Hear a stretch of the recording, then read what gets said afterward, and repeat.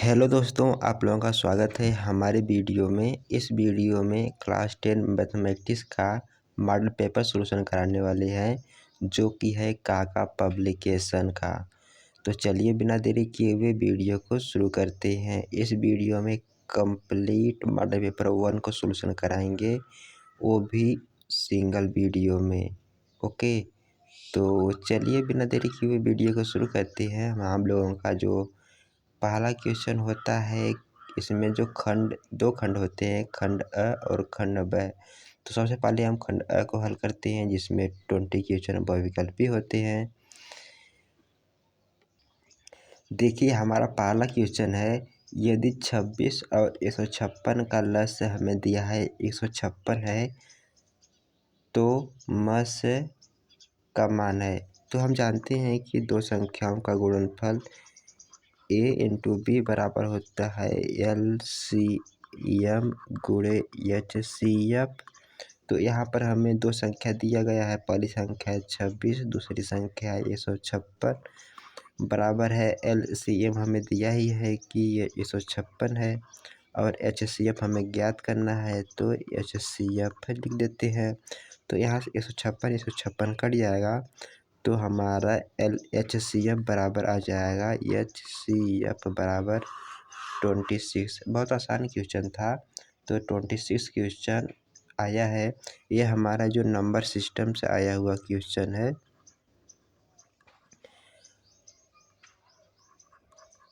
आपको याद रखना है कि दो संख्याओं का गुणनफल बराबर होता है HCF गुणे LCM। ओके, तो चलिए बिना देरी किए हुए अगले क्वेश्चन बढ़ते हैं।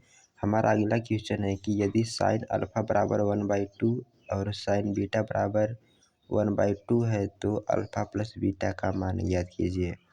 देखिए हमें कह रहा है कि साइन अल्फा का मान 1/2 दिया है, और कास बीटा का मान 1/2 दिया है। तो हमें यहाँ पर लिख दे रहे हैं अल्फा प्लस बीटा का मान फाइंड करना है। देखिए इसके लिए हम करेंगे क्या, साइन का कौन सा ऐसा त्रिकोणमिति सारणी में मान है जिसका मान 1/2 होता है। हम जानते हैं कि साइन 30 अंश का मान जो है, साइन के किस कोण का मान 1/2 होता है, तो साइन 30 अंश का मान होता है। तो साइन 30 अंश बराबर 1/2 दिया है, यानी कि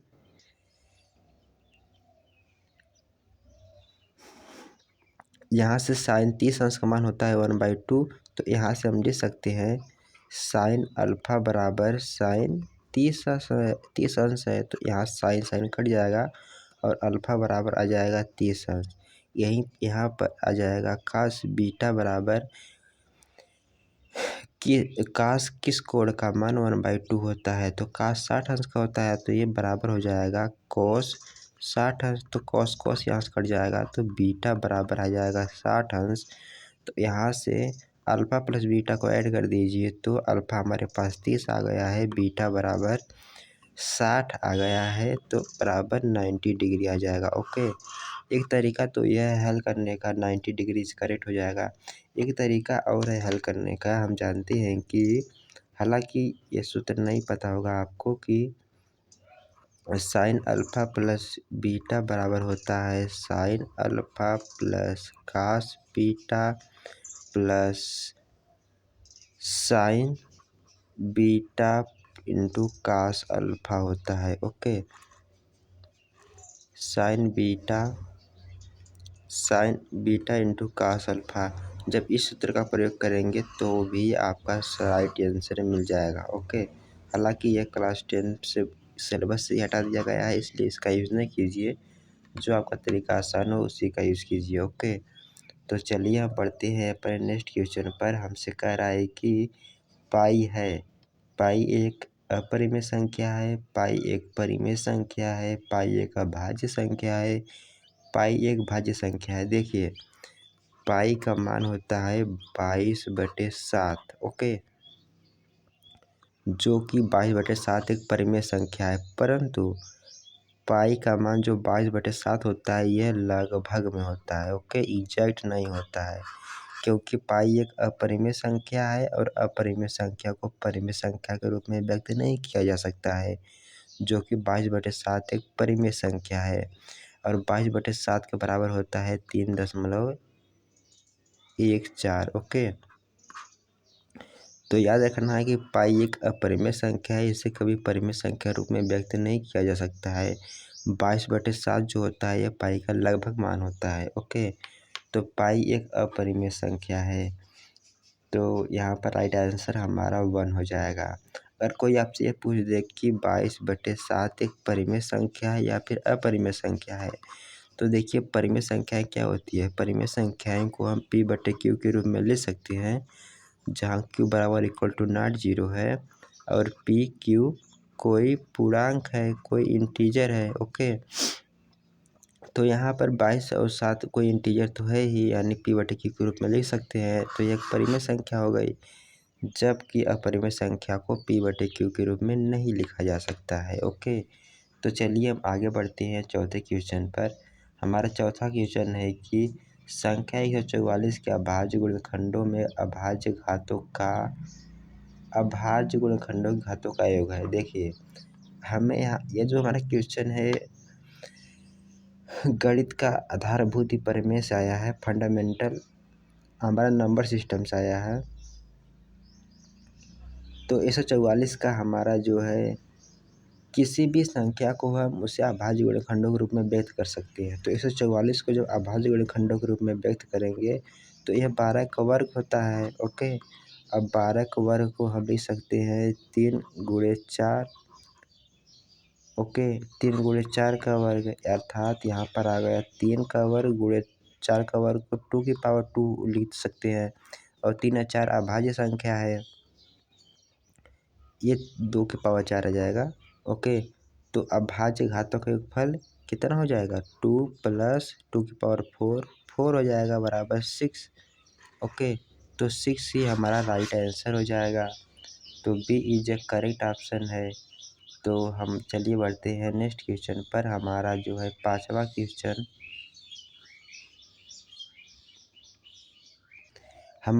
क्वेश्चन, है यदि समीकरण युग्म x + y = 0 और x + y = 7 है, तो हमें दिया है कि अगर x + y = 0 है और x + y = 7 है, तो का एक हल है, का दो हल है, अपरिमित रूप से अनेक हल हैं, कोई हल नहीं है।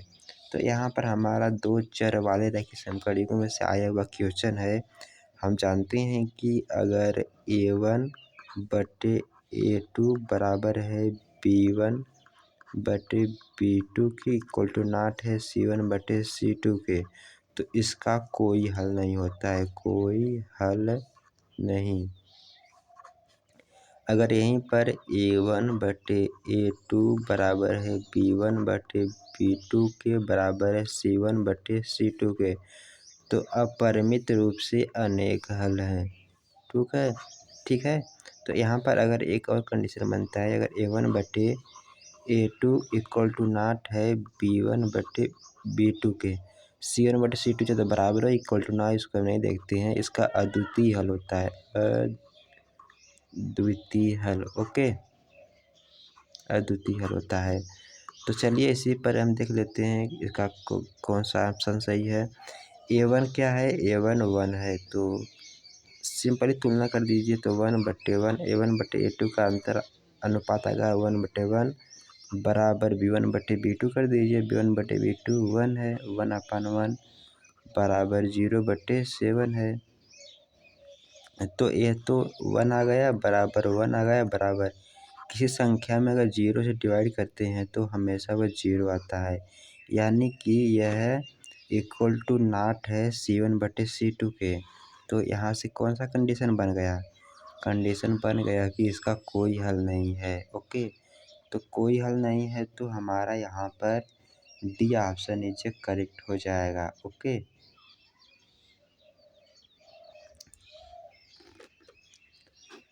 तो डी ऑप्शन इज करेक्ट। तो चलिए अगले क्वेश्चन पर बढ़ते हैं। हमारा अगला क्वेश्चन है, किसी रैखिक समीकरण का हल x = 2 और y बराबर 3 है। देखिए रैखिक समीकरण का यदि कोई हल है तो उस समीकरण को वह संतुष्ट करेगा। तो चलिए देख लेते हैं। x का मान पहले में 2 रखते हैं, y का मान 3 रखते हैं, तो 2 2 4 9 हमारे पास हो जाएगा 4 9 13, 13 में से 13 गया 0। ये तो पहला ही ऑप्शन सही हो गया, फर्स्ट इज राइट ऑप्शन हो जाएगा। यहाँ पर सेकंड भी रख सकते हैं, सेकंड में रखेंगे तो x का मान 2 रखेंगे तो 6 हो जाएगा। यहाँ पर हमारा 2 का मान 3 रखेंगे तो 6 हो जाएगा। 6 हमारा 12 हो जाएगा। और 12 हो गया, और 12 में से -x घटाएंगे तो हमेशा ही नेगेटिव आएगा, मतलब कि हमारा ये भी आंसर गलत है। तो हमारा राइट ऑप्शन फर्स्ट हो जाएगा, फर्स्ट इज करेक्ट। ओके, तो यहाँ पर फर्स्ट इज करेक्ट है। तो चलिए यार हम बढ़ते हैं अपने नेक्स्ट क्वेश्चन पर बिना देरी किए हुए। तो हमारा नेक्स्ट क्वेश्चन है, यदि त्रिभुज ABC में कोण B समकोण है, कोण A एक न्यून कोण है, तो sin A plus cos A का मान है। देखिए हमारे पास एक त्रिभुज दिया गया है। ओके, तो त्रिभुज इसे A मान लेते हैं, कह रहा है B समकोण है, तो इसे B मान लेते हैं, C है। तो कोण A न्यून कोण है, यानी कि 90 डिग्री से कम है, इससे बात कर रहा है। तो कह रहा है sin A plus cos A का मान है। तो चलिए हम देख लेते हैं sin A बराबर क्या होता है। sin A बराबर लंब होता है। लंब ये हमारा लंब है, लंब क्या है BC, BC बटे कर्ण क्या है AC, प्लस cos बराबर आधार बटे कर्ण होता है, आधार है AB बटे AC। तो इसे सॉल्व करेंगे तो क्या आ जाएगा, BC प्लस AB बटे AC। हम जानते हैं कि अगर कोई भी त्रिभुज तभी बन सकता है जब दो भुजाओं का योगफल तीसरी भुजा से बड़ी होती है। ओके, जब यहाँ पर हमारे पास प्राप्त हो गया BC प्लस AC, जब इसे ऐड करेंगे तो ये हमेशा ही तीसरी भुजा से, यानी तीसरी भुजा बची हुई AC बड़ी होगी, यानी कि ये हमेशा ही 1 से बड़ा होगा। जब हम AC से डिवाइड करेंगे BC प्लस AB, ये हमेशा AC से बड़ा है, तो ये हमेशा जो है ग्रेटर देन 1 होगा। ओके, तो हमारा राइट ऑप्शन हो जाएगा बी जो एक से अधिक इसे राइट ऑप्शन है। तो चलिए यार मैं आशा करता हूँ यह क्वेश्चन भी आपको समझ में आया होगा। अब बढ़ते हैं अपने नेक्स्ट क्वेश्चन पर। हमारा 8वां क्वेश्चन है, यदि त्रिभुज ABC और DEF दो समरूप त्रिभुज हैं, यदि कोण A बराबर 45 अंश है, कोण E बराबर 56 डिग्री है, तो कोण C का मान क्या होगा। देखिए कोण A 45 डिग्री है, तो यहाँ पर हमारा कोण B कितना हो जाएगा। यहाँ पर कोण E जो E है बीच में सेंटर में आ रहा है, तो B का मान B दोनों समरूप हैं, तो यहाँ पर जो हमारा कोण A बराबर 45 डिग्री है और कोण B बराबर हमारा 56 डिग्री आ जाएगा। ओके, तो हम जानते ही हैं कि यहाँ 56 डिग्री कैसा आ गया, आपको समझ में आया ना। चलिए एक बार फिर बता देते हैं। यहाँ पर हमें दिया है कि कोण त्रिभुज DEF में कोण E बराबर 56 डिग्री है, तो यहाँ पर जो कोण B है यह भी 56 होगा, क्योंकि यह भी तो बीच में आ रहा है। ओके, तो कोण A भी दिया है, हमें कोण B भी पता है, तो कोण C हमें ज्ञात करना है। तो हम जानते हैं कि त्रिभुज के तीनों कोणों का योगफल कोण A प्लस कोण B प्लस कोण C बराबर होता है 180 डिग्री। तो कोण A हमें दिया है 45 डिग्री प्लस कोण B दिया है 56 डिग्री प्लस कोण C बराबर 180 डिग्री आ जाएगा। तो 45 इसे ऐड करेंगे तो यह है 101 आ जाएगा। ओके, 101 प्लस कोण C बराबर 180 डिग्री, तो कोण C बराबर आ जाएगा 180 डिग्री माइनस 101। तो इसे सेपरेट कर देंगे तो 10 में से 9 गया 9 आ गया, और यहाँ पर बच गया 7। यानी कि 79 डिग्री इज करेक्ट आ जाएगा। ओके,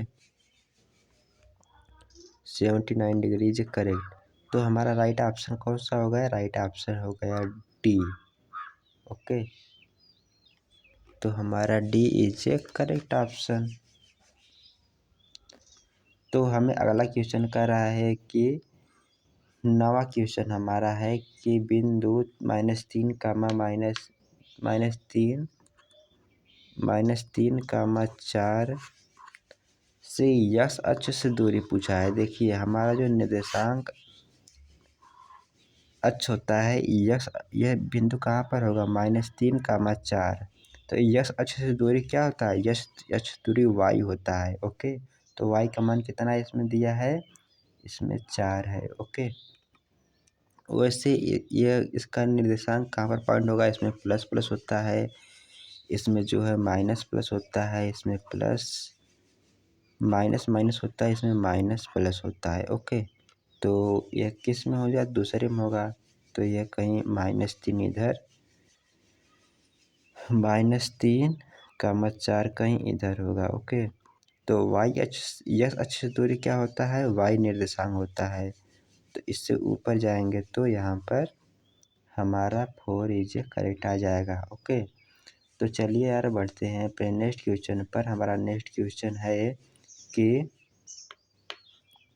10वां क्वेश्चन हमारा है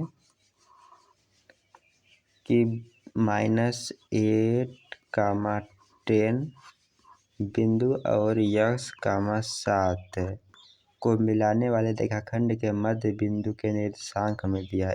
कि मिलाने वाले रेखाखंड के मध्य बिंदु का निर्देशांक है 4, 10। तो हमें यक्स का मान ज्ञात करना है। तो हम जानते हैं यार मध्य बिंदु का निर्देशांक क्या होता है? x1 + x2/2। तो x1 हमें यक्स ही दिया है, -8/2 बराबर 4 है। हम जानते हैं कि यदि दो बिंदु हमें पता है x1, y1, दूसरा कोई बिंदु दिया है x2,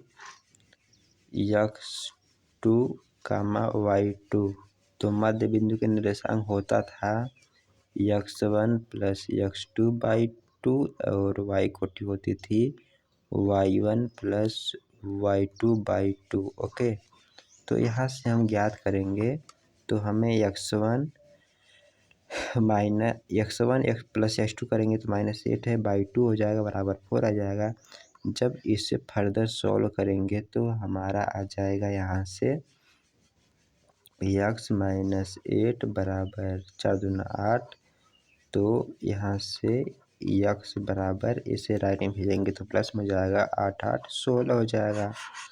तो राइट ऑप्शन हमारा यहाँ पर बी आ जाएगा। ओके, तो चलिए बढ़ते हैं अपने नेक्स्ट क्वेश्चन पर। हमारा नेक्स्ट क्वेश्चन है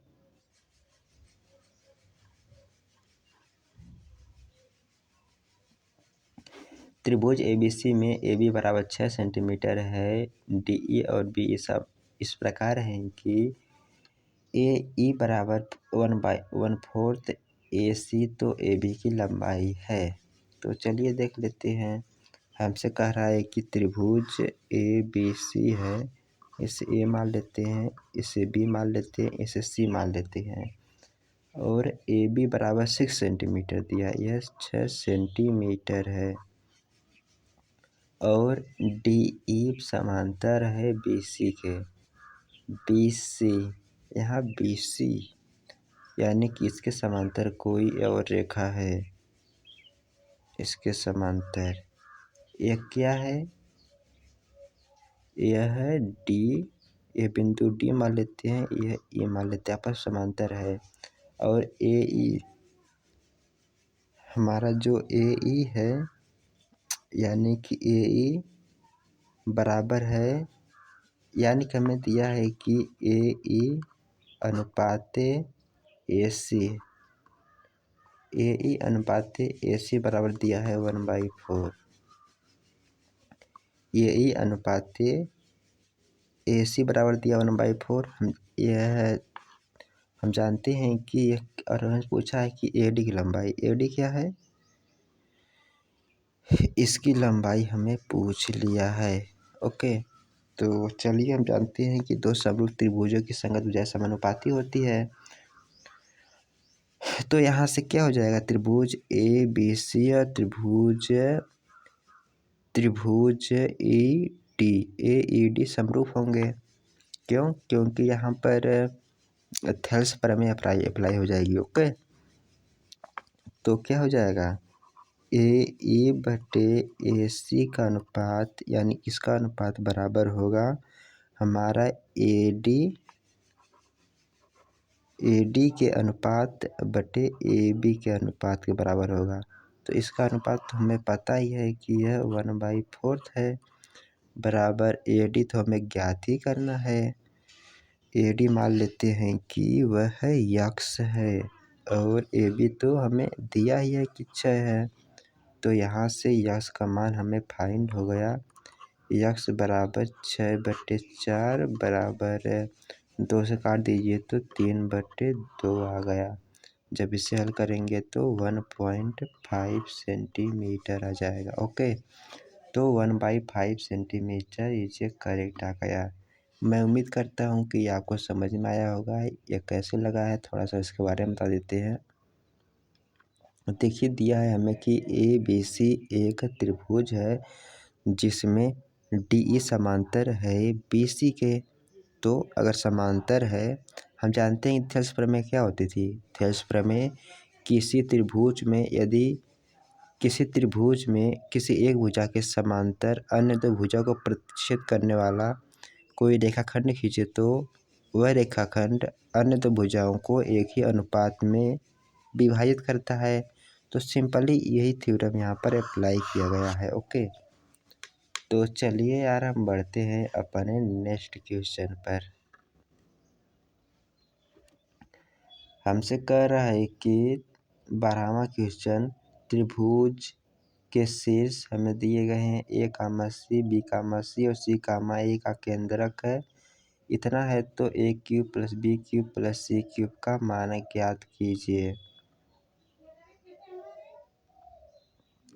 हम जानते हैं कि यदि किसी त्रिभुज के शीर्ष के निर्देशांक हमें दिए हैं ए कामा सी, बी कामा सी और सी कामा ए दिए हैं, तो केंद्रक का निर्देशांक हमारा होता था A plus B plus C by 3 और यहाँ सी के निर्देशांक ले लीजिए, तो सी कामा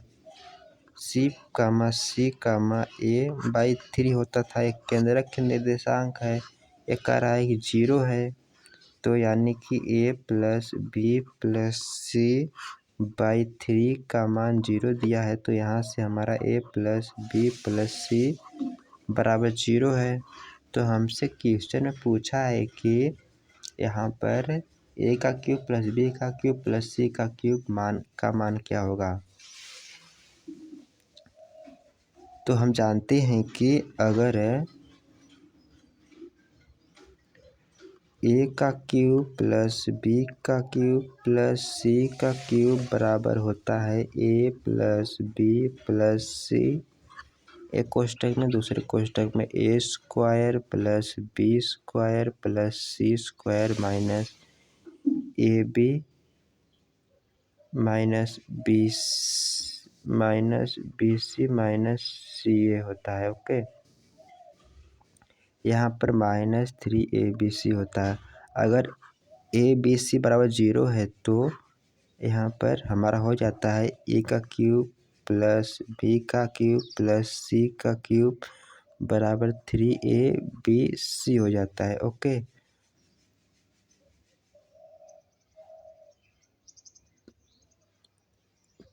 तो हमारा राइट ऑप्शन क्या हो जाएगा, ये ए बी सी 0 है, तो हमारा ए का क्यूब प्लस बी का क्यूब प्लस सी का क्यूब हमारा 3abc के बराबर आ जाएगा। ओके, यहाँ पर माइनस में 3abc है। ओके, तो याद रखना है कि एक सूत्र होता है कि ए का क्यूब प्लस बी का क्यूब प्लस सी का क्यूब माइनस 3abc बराबर होता है A plus B plus C into A square plus B square plus C square minus A B minus B C minus C ए।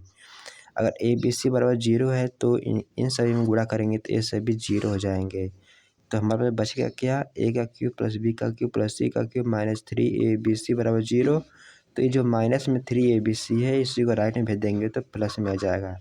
तो यहाँ से prove हो गया कि ए का क्यूब प्लस बी का क्यूब प्लस सी का क्यूब बराबर है 3 के। ओके, तो इस प्रकार से इस क्वेश्चन को हल करना था। मैं उम्मीद करता हूँ आपको समझ में आया होगा। तो चलिए बढ़ते हैं नेक्स्ट क्वेश्चन पर बिना टाइम वेस्ट किए। तो हमारा 13वां क्वेश्चन आ गए हैं। 13वां क्वेश्चन हमसे कह रहा है कि tan थीटा माइनस tan 1/थीटा बराबर दिया है √2। हमें इसे √2 को दिया है तो हमें पूछा है tan स्क्वायर प्लस, हमसे कह रहा है कि tan square theta plus 1/tan square theta का मान क्या होगा। ओके, इसका मान हमसे पूछ लिया है। देखिए, हम जानते हैं कि ए का वर्ग प्लस बी का वर्ग बराबर होता है ए प्लस बी का वर्ग माइनस 2ab। ओके, आपको पता ही है। तो हमें इसी को ज्ञात करना है। तो क्या हो जाएगा, हमारा हो जाएगा यहाँ पर ए का वर्ग प्लस बी का वर्ग बराबर है, इसके बराबर हम क्या लिख सकते हैं, इसके बराबर लिख सकते हैं tan थीटा, या फिर आप इस प्रकार से भी लिख सकते हैं कि ए माइनस बी का वर्ग प्लस ए बी। ओके, इस तरीके से लगाएंगे तो आसानी होगा। तो ये tan थीटा हो जाएगा -1/tan थीटा का वर्ग +2 tan theta into 1/tan theta जाएगा। तो ये आपस में कट जाएंगे, 2 आ जाएगा। और इसका मान तो हमें दिया है कि √2 है, √2 का वर्ग 2 हो जाएगा। 2 + 2 बराबर 4 आ जाएगा। ओके, तो 4 इज करेक्ट हो जाएगा। मैं उम्मीद करता हूँ ये आपको समझ में आया होगा, या नहीं आया है तो कमेंट करके बताइए। हालांकि मैं इसे काफ़ी डिटेल से बताया है। तो चलिए अपना नेक्स्ट क्वेश्चन बढ़ते हैं।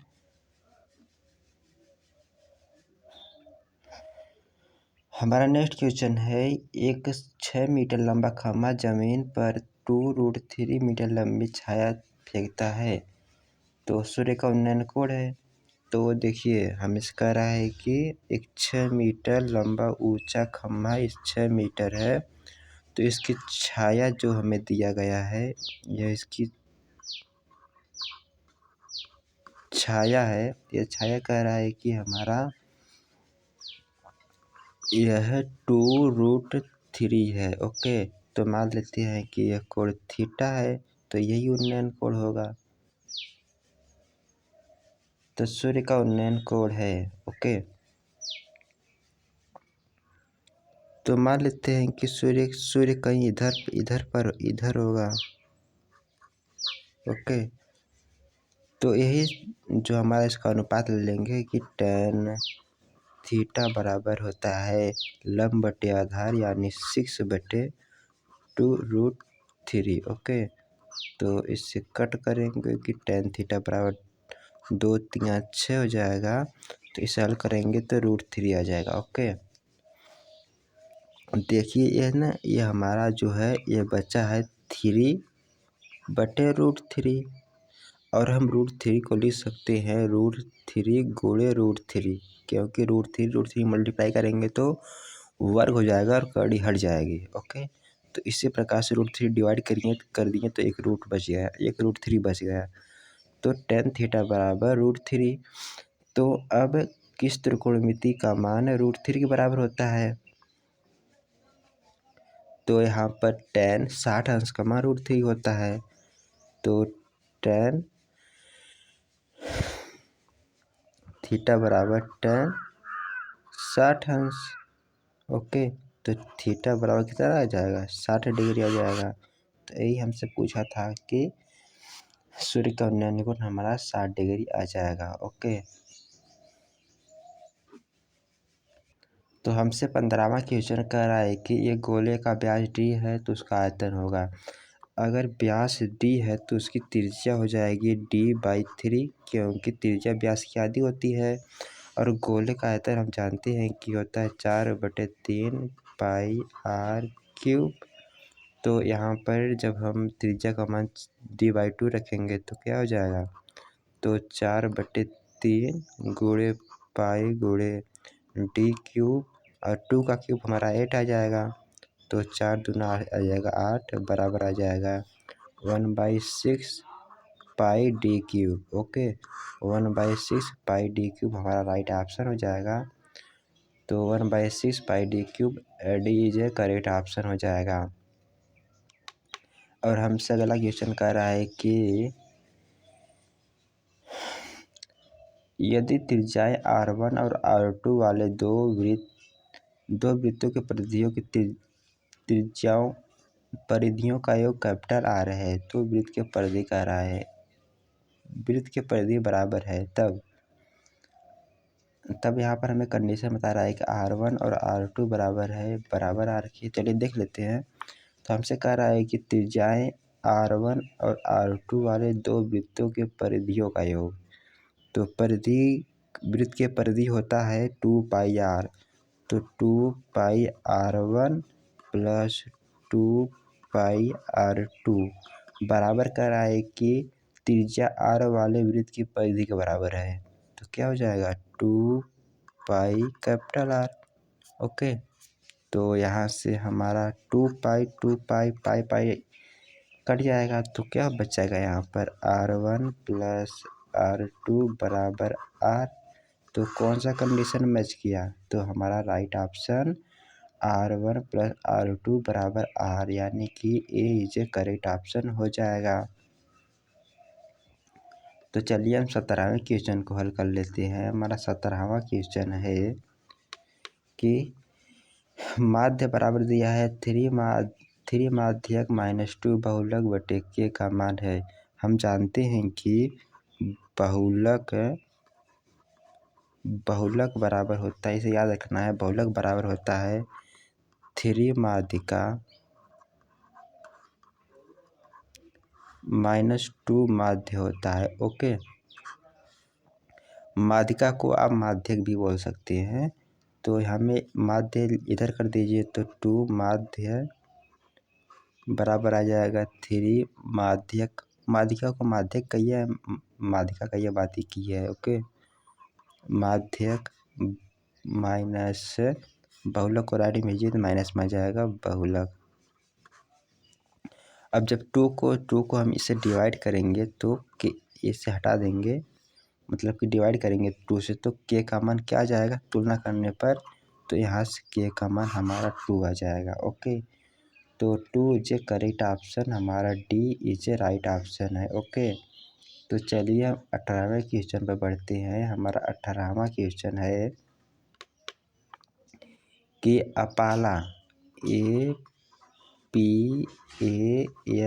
अपाला से एक अक्षर चुना जाता है। अक्षर ए से के चुनने की प्रायिकता। देखिए, सबसे पहले समझिए प्रायिकता क्या होती है। प्रायिकता बराबर होता है अनुकूल परिणाम बटे कुल परिणाम।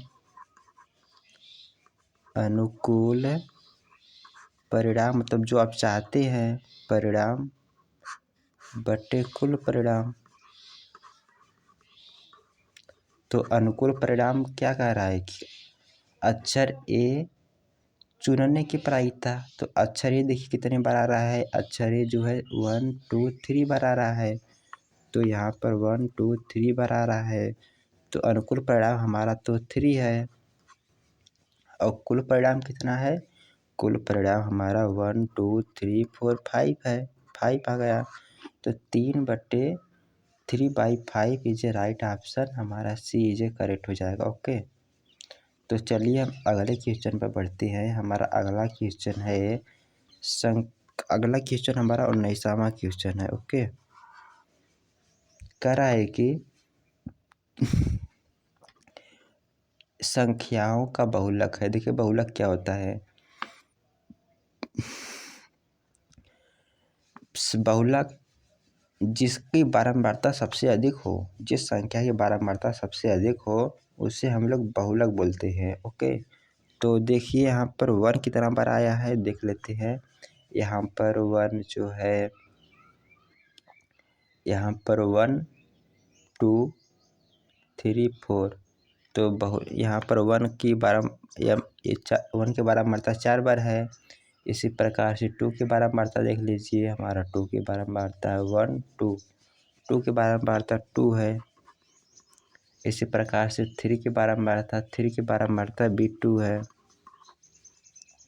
अब 4 की बारंबारता देख लीजिए, 4 की बारंबारता 1 2 3 4। ओके, तो 4 की भी बारंबारता 4 ही है। देखिए अगर इसमें दो संख्याएं ऐसी आ गई जिनकी दोनों की बारंबारताएं सेम है, ओके, सबसे मैक्सिमम है। ओके, तो इसका बहुलक या तो 1 हो सकता है या तो 4 हो सकता है। यह क्वेश्चन ही गलत है, परंतु एग्जाम में कभी ऐसा आ जाए तो जो बड़ी संख्या होती है उसकी बारंबारता पर राइट क्लिक करना है। Okay, 4th। हालांकि वहाँ पर एग्जाम में ऐसा नहीं आएगा कि दो संख्याओं की बारंबारता सेम हो। ओके, तो चलिए यहाँ पर आगे बढ़ते हैं अगले क्वेश्चन पर। हमसे अगला क्वेश्चन कह रहा है कि यदि दो पासे एक साथ फेंके जाते हैं, एक द्विक प्राप्त करने की प्रायिकता। यहाँ पर द्विक का मतलब है कि या तो 1 1, मतलब दोनों पासों पर सेम संख्याएं आए, दोनों पासों पर सेम संख्याएं आए तो ये 6 कंडीशन बन सकती है। पहला है कि दोनों पासों पर 1 1 आ जाए, दूसरे पर 2 2 आ जाए, दूसरी कंडीशन पर 2 2 आ जाए, तीसरी पर 3 3 आ जाए। इसी प्रकार से 6 6 तक आ सकता है, यानी कि अनुकूल परिणाम तो 6 है और दो पासे को फेंकने पर टोटल परिणाम हमारे पास 36 बनते हैं। तो इसे काट दीजिए, तो 6 छवा का 36, यानी कि 1/6, तो 1/6 ही राइट ऑप्शन हो जाएगा। तो 1/6 इज राइट ऑप्शन हमारा आ गया। तो चलिए हम खंड ब पर आ गए हैं, जिसमें 50 क्वेश्चन वर्णात्मक प्रश्न होते हैं। हम लोगों ने 20 क्वेश्चन कर लिया है कंप्लीट, जो कि आपको देना होता है OMR शीट पर। तो अब आप लोगों OMR आप लोगों का वर्णात्मक क्वेश्चन यानी कि इसे लिखना होगा। तो चलिए यार बढ़ते हैं, इस क्वेश्चन को भी हल कर लेते हैं, खंड ब को। तो हम खंड ब पर आ गए हैं, सॉरी, तो खंड ब तक आ गए हैं। हमारा खंड ब, तो खंड ब का हम पहला क्वेश्चन को हल करते हैं। तो हमें पहला क्वेश्चन कह रहा है कि पहला क्वेश्चन के ए की बात कर रहे हैं, यदि साइन A-B बराबर हमें दिया है कि ये 1/2 के बराबर है, और काश A+B बराबर दिया है 1/2, जहाँ A+B है 0 से बड़ा है परंतु 90 डिग्री छोटा है, और A greater than B है, तो हमसे कह रहा है कि A और B का मान ज्ञात कीजिए। हमें इसमें A और B का मान फाइंड करना है। ओके, तो A-B का मान कैसे फाइंड करें, A और B का मान कैसे फाइंड करेंगे। देखिए हम जानते हैं कि साइन किस कोण का मान 1/2 होता है, तो साइन 30 का मान 1/2 होता है, यानी कि साइन A माइनस B बराबर हमें दिया है साइन 30 डिग्री। तो यहाँ से A माइनस B बराबर आ गया 30 डिग्री। इसे समीकरण फर्स्ट मान लीजिए। इसी प्रकार से यहाँ पर काश A+B बराबर 1/2 दिया है, तो काश 60 अंश का मान 1/2 होता है। तो यहाँ से हमारा आ जाएगा कॉस A+B बराबर कॉस 60 अंश, तो A+B बराबर 60 डिग्री आ गया। ओके, तो यहाँ से A+B बराबर 60 डिग्री आ गया। अब समीकरण 2 इस्तेमाल लीजिए और यहाँ से समीकरण 1+2 कर दीजिए। हालांकि इसे आप एक लाइन और बढ़ा सकते हैं। तो ऐड करेंगे तो ये प्लस माइनस कट जाएंगे, 2a बराबर आ जाएगा 90 डिग्री, तो a बराबर आ गया 45 डिग्री। a बराबर 45 डिग्री आ गया, तो अब यहाँ से b का भी मान फाइंड कर सकते हैं। यहाँ से b का मान फाइंड करिए, तो यहाँ से b बराबर आ जाएगा 60 माइनस 45 डिग्री। तो b बराबर जो a प्लस बी बराबर 60 है, तो यहाँ से b फाइंड करेंगे तो b बराबर 60 माइनस a आ जाएगा।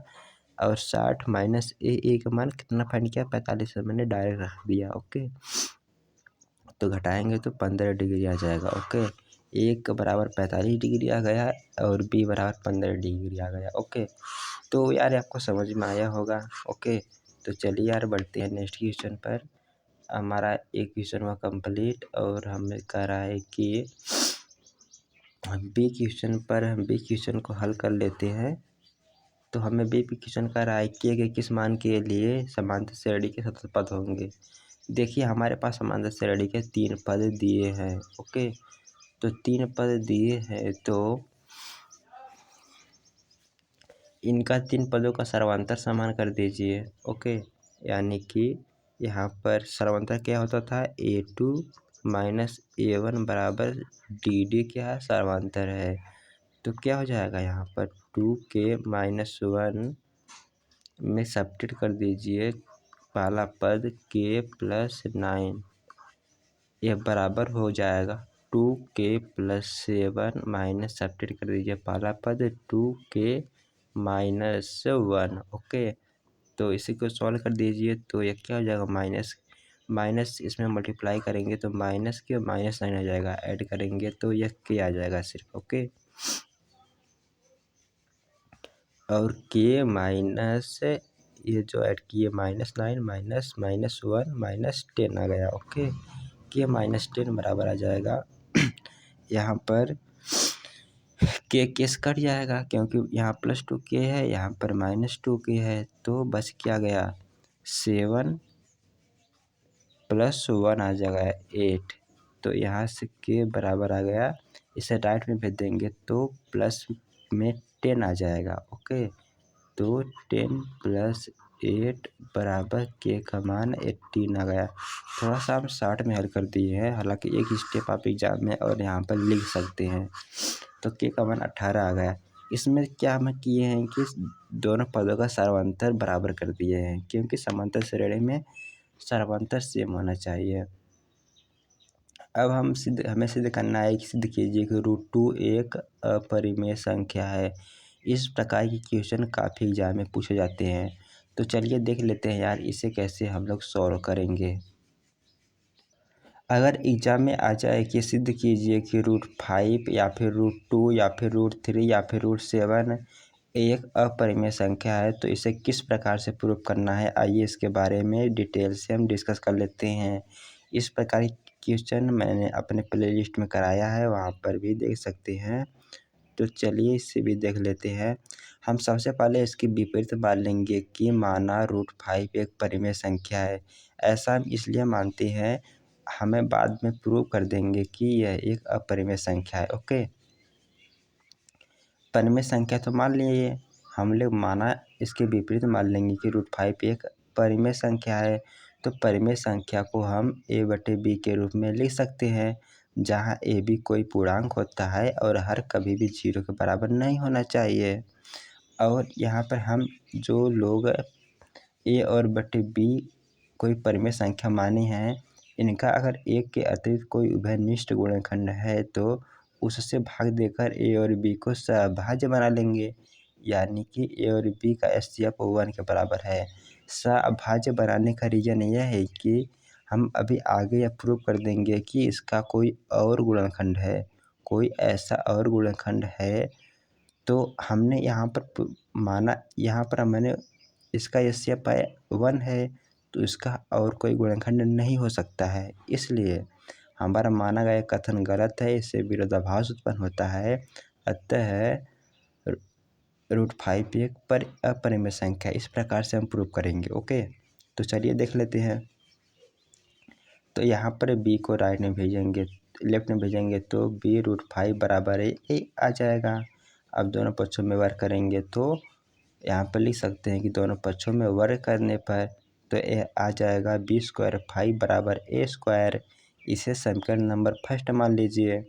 यहाँ पर देखिए a² का एक गुणनखंड 5 है, यानी कि 5 अगर 5 a² को विभाजित करता है तो a भी 5 से विभाज्य होता है। ऐसा क्यों होता है? यह एक थ्योरम होता है जो कि नंबर सिस्टम यानी कि वास्तविक संख्या में आपको दिया है रियल नंबर में चैप्टर नंबर फर्स्ट में। यदि p कोई अभाज्य संख्या है, यदि p a² को विभाजित करता है तो p a को भी विभाजित करेगा। ओके, तो इसे याद रखना है, इसका यूज होता है, इसे लिख भी सकते हैं। तो यहाँ यानी कि यहाँ पर a² का एक गुणनखंड 5 है।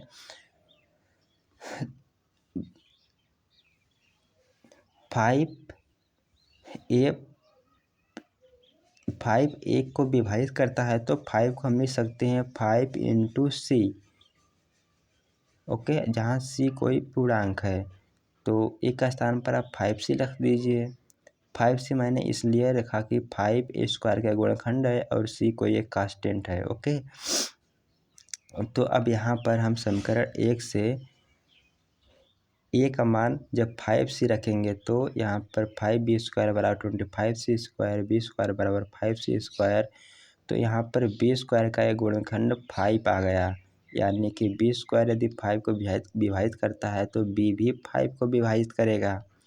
तो यहाँ से हमें फिर वही थ्योरम आ गई कि यदि p एक अभाज्य संख्या है, p a² को विभाजित करता है तो p a को भी विभाजित करेगा। अब यहाँ पर हम देख रहे हैं कि अतः a और b में कम से कम एक उभयनिष्ठ गुणनखंड 5 है, परंतु इस तथ्य से विरोधाभास उत्पन्न होता है। a और b एक सभाज्य संख्याएं हैं। मैंने आप लोगों को बताया था कि इसका SCF1 है। ये दोनों अब सभाज्य संख्याएं हैं। जब ये दोनों सभाज्य संख्याएं हैं तो इसका उभयनिष्ठ गुणनखंड 5 कहाँ से आ गया?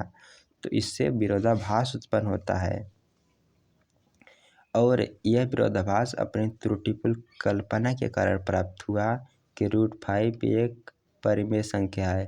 अतः हम निष्कर्ष निकालते हैं कि √5 एक अपरिमेय संख्या है।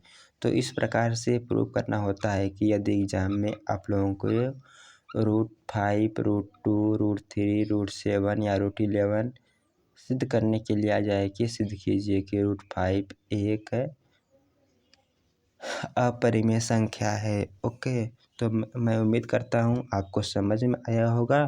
तो चलिए बिना देरी किए हुए हम अगले क्वेश्चन पढ़ते हैं। हमारा अगला क्वेश्चन है कि एक लंबवृत्तीय बेलन की त्रिज्या 7 सेंटीमीटर है तथा ऊर्ध्वाधर लंबाई 8 सेंटीमीटर है, तो बेलन का वक्र पृष्ठीय क्षेत्रफल ज्ञात कीजिए। ओके, तो हमें बेलन का वक्र पृष्ठीय क्षेत्रफल ज्ञात करना है।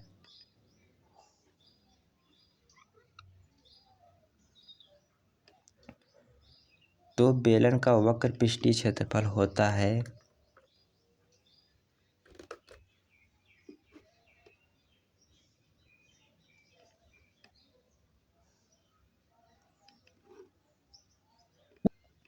बेलन का वक्र पृष्ठीय होता है 2πRh। 2πRh यह बेलन का वक्र पृष्ठीय क्षेत्रफल होता है। ओके, तो हमसे कह रहा है कि लंबवृत्तीय बेलन की त्रिज्या 7 सेंटीमीटर है। हमें r बराबर 7 सेंटीमीटर दिया है, ऊंचाई 8 सेंटीमीटर दिया है। तो सिंपली इसी में रख दीजिए 2π × r का मान दिया है 7, ऊंचाई दिया है 8, तो 7 दूना 14 हो गया। 14 × 8 × पाई 14 बटे 112, तो 112 पाई सेंटीमीटर स्क्वायर हमारा राइट आंसर आ जाएगा। ओके, तो चलिए यहाँ पर पाई के अगर मान नहीं रखते हैं तब भी सही आपका आंसर माना जाएगा। तो हमारे पास नेक्स्ट क्वेश्चन कह रहा है कि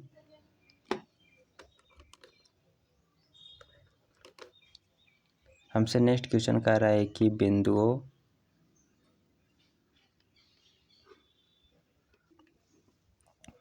तो हमारा अगला क्वेश्चन है कि बिंदुओं 3, और 9, -3 को मिलाने वाले रेखाखंड को समत्रिभाजित करने वाले बिंदुओं के निर्देशांक ज्ञात कीजिए। ओके, तो हमारा ये जो क्वेश्चन है ई वाला है, तो चलिए इसे भी सॉल्व कर लेते हैं। हमारा ई वाला क्वेश्चन है, हमसे कह रहा है कि दो बिंदु दिए हैं।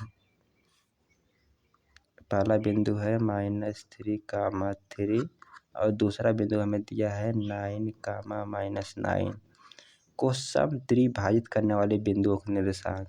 यानी कि हमें दो बिंदु कोई ऐसा लेना है जो इन रेखाखंड को 3 बराबर भागों में विभाजित करे। मान लेते हैं कि यह ए दिया है, यह बी दिया है, यह सी है, यह डी है। हमें सी और डी को अनुपात ज्ञात करना है। समत्रिभाजित में विभाजित कर रहा है तो यह 1:1:1 में होगा। तो हम जानते हैं कि अगर दो अंतर विभाजित करने वाला, इसमें सूत्र हमें लगाना होगा। ओके, तो सी के निर्देशांक क्या होंगे? यदि कोई रेखाखंड, हमें पता है कि यदि कोई रेखाखंड दिया है, इसके निर्देशांक हमें दी है x1, y1, इसके निर्देशांक हमें दी है x2, y2, और कोई बिंदु ऐसा है जो इसको अंतर विभाजित करता है m/n में, तो बिंदु सी के निर्देशांक क्या होते थे? बिंदु सी के निर्देशांक हमारा होता था c बराबर mx2 प्लस nx1 बटे m1 plus m2 my2 plus ny1 बटे m1 प्लस m2 होता था। Sorry, m1 plus m plus n होता था। तो इसी प्रकार से इससे भी हम सॉल्व करेंगे। तो यहाँ पर सी के निर्देशांक क्या हो जाएंगे? यह जो सी और AC और CB के अनुपात 1:2 हो जाएगा। इन दो अनुपातों को जोड़ देंगे। ओके, तो यहाँ पर क्या हो गया? AC अनुपात हमारा CB बराबर हो गया 1:2। इन दो अनुपातों को आपको जोड़ना होगा अगर सी का निर्देशांक हमें फाइंड करना है। तो सी के निर्देशांक हमारा हो जाएगा, यहाँ पर इतना तो 2 हो गया, इतना तो 1 हो गया, तो 2, यहाँ पर mx2, तो m क्या है? 1 है। 1 गुणे 9x2 है प्लस 2 गुणे -3 बटे 3 आ जाएगा। फिर कामा लगा दीजिए, y का निर्देशांक फाइंड कर लीजिए। तो 1 गुणे -9 प्लस 2 गुणे 3 बटे 3 आ गया। इसी को सॉल्व कर दीजिए तो कितना आएगा? 9 का 9, 3 2 6, -6 आ जाएगा। तो 9 में से -6 गया तो -3 आ गया। -3 बट में 3 से डिवाइड करेंगे तो -1 आ जाएगा। जब इसे सॉल्व करेंगे तो -9 में से 6 गया तो -3 बटे 3 कितना आ गया? यह भी -1 आ गया। तो सी के निर्देशांक हमें फाइंड हो गया, यह -1, 1 है। इसी प्रकार से डी के भी निर्देशांक फाइंड करना है।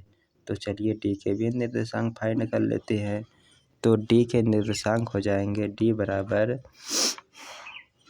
mx2, जो हमारा यहाँ पर यह 2 अनुपात हो जाएगा और यह 1 अनुपात हो जाएगा, इतना। ओके, तो डी के निर्देशांक क्या हो जाएंगे?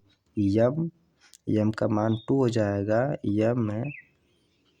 my2 बराबर 9 आ जाएगा, प्लस n का मान 1 आ जाएगा। सॉरी, mx2 प्लस nx1 क्या है? -3 है, बटे 3 आ जाएगा। m प्लस n कामा m का मान 2 है, my2 -9 है, प्लस n का मान तो 1 है, y1 -3 है, y1 3 है बटे 3 आ जाएगा। फिर इसी को सॉल्व कर दीजिए, कितना आ गया 9 दूना 18, 18 में से 3 गया तो माइनस 18 में से 3 गया तो 15, 15 में 3 से डिवाइड करेंगे तो 3 5 15 यानी कि 5 आ गया। और इसी प्रकार से 9 दूना 18 आ गया, 18 में से 3 गया तो -15, 3 से डिवाइड करेंगे तो -5। ओके, तो एक निर्देशांक में फाइंड हुआ -1, 1 और दूसरा निर्देशांक फाइंड हुआ -5, 5, -5। ओके, तो इस प्रकार से इसे ज्ञात करना था। उम्मीद करता हूँ आपको समझ में आया होगा, या नहीं आया है तो कमेंट करके बताइए। अब चलिए हम बढ़ते हैं अपने नेक्स्ट क्वेश्चन पर।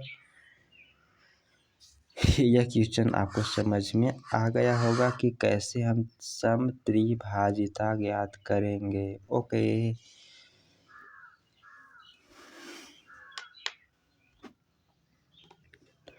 तो हमें एफ वाला क्वेश्चन है कि निम्नलिखित सारणी में बहुलक ज्ञात कीजिए। हमें इसका बहुलक ज्ञात करना है। तो बहुलक बराबर हम जानते हैं कि वर्गीकृत बारंबारता का बंटन, वर्गीकृत बारंबारता बंटन का बहुलक कैसे ज्ञात करते थे। एक सूत्र होता था L plus F1 minus F0 बटे 2F1 minus F0 minus F2 into यच होता था। F क्या है, बहुलक वर्ग की निम्न सीमा है, F1 है बहुलक वर्ग की सीमा है, बहुलक वर्ग की बारंबारता है, F0 है बहुलक वर्ग के पहले की बारंबारता, F2 क्या है बहुलक वर्ग के बाद की बारंबारता, और यच क्या है वर्ग अंतराल है। तो हम सबसे पहले तो दिए गए आंकड़ा में से बहुलक वर्ग को हम आइडेंटिफाई करते हैं। तो बहुलक वर्ग क्या होता था, बहुलक वर्ग जिसकी बारंबारता सबसे अधिक है उसे बहुलक वर्ग बोलते थे। तो सबसे अधिक बारंबारता है जो है 30 से 40 वर्ग की है। तो यहाँ पर हमारा जो है बहुलक वर्ग 30 से 40 हो जाएगा। तो बहुलक वर्ग की यल क्या है, बहुलक वर्ग की निम्न सीमा है। तो बहुलक वर्ग की निम्न सीमा क्या हो जाएगी 30 है प्लस F1 क्या है बहुलक वर्ग की बारंबारता, बहुलक वर्ग की बारंबारता हमारा 30 दिया है, क्या है 30 है। तो 30 आ जाएगा माइनस F0 बहुलक वर्ग के पहले के बारंबारता 20 है बटे 2 गुणे 30 माइनस 20 माइनस F2 क्या है बहुलक वर्ग के बाद के बारंबारता 15 आ जाएगा। वर्ग अंतराल कितना है 10 का है। सिंपली इसी को सॉल्व कर दीजिए तो हमारा आंसर आ जाएगा 30 प्लस 30 में से 20 गया तो हमारे पास आ गया -10 ऊपर चला आया बटे में 2 3 6 60 हो गया, और 60 में से 20 गया तो 40 आ गया, 40 में से 15 गया तो हमारा 25 आ गया। ओके, 25 और ऊपर में 10 से मल्टीप्लाई कर देते हैं क्योंकि है बटे नीचे 25 प्लस में है। तो ऊपर में 10 गुणे 10 100 हो गया, 25 चौको 100 आ गया। ओके, तो क्या आ गया 30 माइनस 4 आ गया, तो बराबर 26 क्या है दिए गए आंकड़े की बारंबारता है, बहुलक है। तो बहुलक 26 है। तो यार ये आपको समझ में आया होगा। तो चलिए यार, हमारा जो खंड ब का पहला क्वेश्चन था वह हुआ कंप्लीट यहाँ पर। अब हम आ गए हैं खंड दूसरे क्वेश्चन पर। किन्हीं 5 खंड को हल कीजिए। इसमें 6 क्वेश्चन होंगे। इन 6 क्वेश्चन में से किसी 5 क्वेश्चन को हल करना होगा। हालांकि मैं यहाँ पर क्वेश्चन को सोल्यूशन करा रहा हूँ तो सभी खंड को हल करके बताऊँगा। ओके, तो चलिए इसे भी हम सॉल्व कर लेते हैं। क्वेश्चन में कह रहा है कि